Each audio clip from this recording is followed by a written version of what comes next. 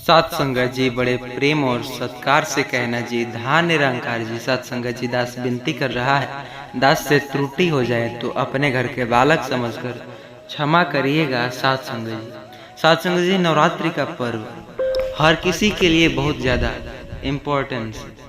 कहते हैं नवरात्रि के छठवें दिन हरा नींबू का उपाय नहीं किया तो विनाश होगा।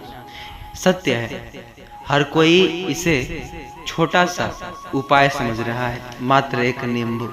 लेकिन क्या कहूँ, अगर सच कहूँ तो आप यकीन नहीं करेंगे। मात्र ये छोटा सा नींबू दिखने में जितना छोटा है, लगभग इसके जितना अंदर, जिस प्रकार इसके अंदर समाहित अनेकों अंकुरित आपने दाने देखे होंगे, उसी प्रकार उसमें छिपा है। मात्र ऐसा उपाय इस छठे दिन का नींबू से सुन रहे हो। गांव के चौपाल पर बैठे बाबा ने गहरी सांस लेते हुए चारों तरफ नजर दौड़ाई।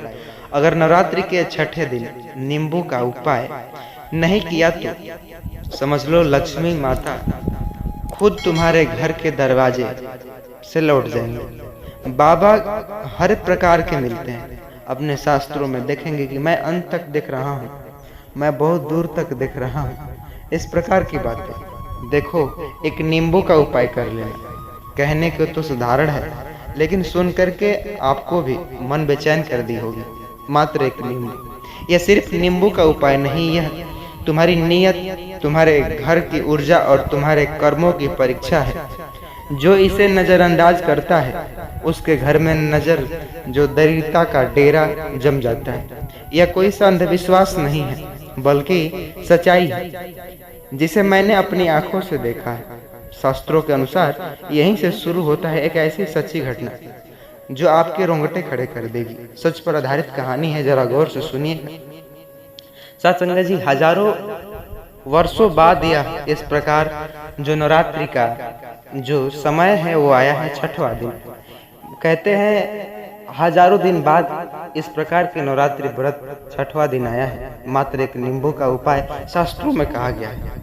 तो सत्संग जी, कहानी क्या है क्या नहीं, तो सच को जानने के लिए चैनल पर नए होंगे सब्सक्राइब करिएगा और वीडियो को अंत तक सुनिएगा ताकि आप सच को जान सके, क्योंकि सतगुरु निरंकारी विचार के माध्यम से आपको सच बताया जाएगा। तो सत्संग जी, इसलिए कहानी अंत तक जरूर देखिएगा। चैनल पर नए होंगे सब्सक्राइब करिएगा। कहानी के केंद्र में एक गरीब लेकिन संस्कारी परिवार था। रामेश्वर का किसान जो ईमानदार था, लेकिन वो कर्ज में डूबा था और उसकी पत्नी बेहद धार्मिक, हर व्रत करती। सोनू और पिंकी उनके दो बच्चे थे। रामेश्वर हमेशा कहता, हम मेहनत करेंगे तो सब ठीक हो जाएगा, देवी देवता का नाम जपते रहो। लेकिन इस बार नवरात्रि जो आता है वो छठवां दिन उनके लिए परीक्षा लेकर आया था। गांव के पंडित और महात्मा कहते हैं कि छठे दिन माता कात्यायनी की पूजा होती है। यह दिन नकारात्मक ऊर्जा को काटने और घर में सुख समृद्धि लाने के लिए खास होता है। कहावत है कि छठे दिन जो नींबू को घर ले आए उसके घर में दरिद्रता न आए, जो इस दिन भूलकर उसके भाग्य को दीपक बुझ जाए। गौरी हमेशा यह उपाय करती थी। सुबह स्नान करने के बाद 4 नींबू लाकर माता के चरणों में अर्पित करती थी और फिर घर के 4 कोने में रख देती ताकि नकारात्मक घर से दूर बाहर जाए। इस बार हालात अलग थे। रामेश्वर का कर्ज इतना बढ़ चुका था कि उसके पास नींबू खरीदने के भी पैसे नहीं थे। गौरी, इस बार मत करो यह सब, पैसा बचाना है। गौरी का दिल बैठ गया। रामेश्वर, यह उपाय करने का मतलब है माता की परीक्षा में फेल हो जाना, लेकिन मजबूरी के आगे धर्म की हार गया। गौरी रोते हुए बोली, माता मुझे माफ करना, इस बार मैं यह उपाय नहीं कर पाई। जैसे ही सूरज ढला, अजीब घटना शुरू हुई। घर की जो तबीयत थी सभी की खराब होने लगी। रात में अजीबोगरीब बर्तन गिरने की आवाजें सुनाई देती। इस प्रकार घर के पशु पक्षी भी बीमार होने लगे। अलग खेती में भी फसल जो नुकसान होने लगी। गांव के लोग कहने लगे, रामेश्वर, तुमने माता का छठे दिन का नियम तोड़ा है क्या? इसका परिणाम तुम भुगत रहे हो। गांव में एक दिन निरंकारी महात्मा आए। उनकी बाणी सुनकर रामेश्वर और गौरी रो पड़े। महात्मा ने कहा, बेटा, देवता देवी का नाम सिर्फ रीति के लिए, रिवाज के लिए मत लो। यह उपाय ताकि तुम्हारा मन और घर दोनों शुद्ध रहो। जब तुम यह उपाय छोड़ देते हो, तुम्हारा मन डर, नकारात्मकता और दरिद्रता से भर जाता है। उन्होंने रामेश्वर को समझाया, नींबू सिर्फ फल नहीं, यह ऊर्जा का प्रतीक है। जब तुम इसे छठे दिन प्रयोग में लाते हो तो घर की नकारात्मकता सोख लेती है, लेकिन अगर तुम नहीं करते हो तो वो तुम्हारी नकारात्मकता तुम्हारे परिवार को खा जाती है। रामेश्वर ने महात्मा से आशीर्वाद लिया और बोला, गुरुदेव, अगले साल चाहे कुछ भी हो जाए, मैं छठे दिन का उपाय जरूर करूंगा। महात्मा ने आगे कहा, सिर्फ अगले साल क्यों, आज भी तुम उपाय कर सकते हो। हे माता दयालु, वह देर से घर में उपाय जो कि स्वीकार कर ली। रामेश्वर तुरंत बाजार गया, उधार लेकर नींबू लाया, माता के चरणों में अर्पित किया। लेकिन अगले ही दिन चमत्कार सच में हुआ। खेतों में बारिश, नई फसल के अंकुरित बैल, जो घर के पशु पक्षी सब स्वस्थ हुए, कर्ज से मुक्ति मिला। रामेश्वर ने पूरे गांव को बुलाया और कहा, भाइयों, देखो, मैंने अपनी आंखों से देखा है कि छठे दिन का नींबू उपाय छोड़ने से कितना विनाश हो सकता है। यह कोई अंधविश्वास नहीं, यह कर्जा का जो बोझ भी होता है। इस प्रकार ऊर्जा का विज्ञान है। लेकिन महात्मा ने सभा में कहा, नवरात्रि हर दिन खास है, लेकिन छठा दिन नकारात्मक ऊर्जा को खत्म करने का दिन है। जो इसे नजरअंदाज करता है वह खुद अपने घर का द्वार बंद कर लेता है। महात्मा ने आखिर में चेतावनी दी, जो लोग यह सुनकर भी उपाय नहीं करेंगे वे आने वाले सालों में अंधकार देखेंगे, गरीबी झड़ेंगे, जो कि झगड़ेंगे और बीमारियां उनके घर में घुस जाएगी। लेकिन जो इसके अपनाएगा उसके घर में सुख शांति, लक्ष्मी का वास। इस प्रकार की बातें। कहानी का सबसे बड़ा संदेश यह है कि नींबू का उपाय सिर्फ धन लाने के लिए नहीं, बल्कि आपके मन को साफ करने का एक संकेत है। जिस प्रकार आप नींबू को मान के चलते हैं कि मुझे नींबू लाने से घर में इस प्रकार की बीमारियां नहीं होंगी, स्वच्छ रहते होंगे, इसलिए नहीं भोगे, आप एक संकेत मान करके आप उसको शुद्ध रखें। तो यह मान करके कि चलिए, मैंने नींबू का उपाय किया है, चलो कुछ मेहनत कर लेते हैं, कहीं से पैसा लाने की चेष्टा भी कर लेते हैं। इसलिए मेहनत से अपने किया गया कार्य से सब कुछ हासिल कर सकते हैं। गौरी ने मुस्कुराते हुए कहा, आज मैंने समझा कि धर्म और उपाय रीति रिवाज नहीं, बल्कि जीवन जीने का ही कला है। आप भी इस नवरात्रि के छठे दिन का उपाय ऐसा करने पर विश्वास करते हो तो आप यकीन मानिए, जो माता के चरणों में रखे गए, यह इस प्रकार नकारात्मकता दूर होती है और सुख समृद्धि का प्रभाव होता है। साथ संगत जी, आपको यह जो वीडियो है अच्छी लगी हो तो वीडियो को लाइक, अपने दोस्तों के साथ इस वीडियो को व्हाट्सएप के जरिए पहुंचाइएगा, ताकि वे भी इस नींबू के उपाय वाले से दूर रहा करें। साथ संगत जी, आशा करते हैं आप समझ गए होंगे, चैनल पर नए होंगे सबसे। साथ संगत जी, नवरात्रि में कुत्ते को एकमात्र चीज खिला देना। कहते हैं इस दिन नवरात्रि में किसी भी दिन आप कुत्ते को चुपचाप ये खिला देना, आपके घर में जन्मों जन्मांतर तक, आपके जीवन में 7 जन्मों तक गरीबी नहीं आएगी। पर क्या सच है? साथ संगत जी, एक ऐसे विचार जिसे सुनकर के आप भी आश्चर्यचकित रह जाएंगे। निरंकारी विचार। कहने का तो नवरात्रि के 9 दिनों में किसी भी दिन एक दिन कुत्ते को खिला देना, या एक छोटी सी चीज रातों रात आपको किस्मत बदल देगी। जितना पैसा चाहिए उतना मिल सकता है। आपकी 7 जन्मों तक गरीबी दूर हो जाएगी। आने वाली 7 पुस्तकें जो बैठकर धन खाएगी। इतना धन कमाओगे नवरात्रि के इन दिनों, माता रानी और माता लक्ष्मी की ऐसी असीम कृपा होगी, आपके ऊपर की धन रखने की जगह भी कम पड़ जाएगी। साथ संगत जी, इस प्रकार की बात है। नवरात्रि का त्यौहार शुरू हो चुका है। सभी लोग माता रानी को प्रसन्न करना चाहते हैं और अपनी हर मुराद पूरी करवाना चाहते हैं। अगर आपके जीवन में धन दौलत को लेकर समस्या है, पैसा नहीं रुकता आपके पास, जो आप साथ ही घर परिवार की परेशानियां और इस प्रकार की तमाम प्रकार की परेशानियां, जो कर्ज जैसे परेशान दौलत, गरीबी से पीड़ित और रोज चिंताएं, इस प्रकार की हर एक बात एक छोटी से छोटी चीज खिलाने से दूर हो सकती है। कुत्ते को रोटी और इस प्रकार की बातें जिस दिन का इंतजार कर रहे थे वह दिन आ चुका है साथ संगत जी। इसलिए सच को जानने से पहले चैनल पर नए हैं, अभी तक सब्सक्राइब नहीं किए तो सब्सक्राइब करिएगा। आइए, पूरी तरह से स्वर्ग से भी बेहतर बन चुकी है यह वीडियो, क्योंकि नवरात्रि आपस से ही आ चुका है। अब मैं वापस से आपको एक इतना अचूक उपाय बताऊंगा जिससे आपको केवल कुत्ते को एक छोटी सी चीज खिला देनी है, वह से चुपके से, जी हाँ, चुपके से खिलाना, किसी को बताना नहीं।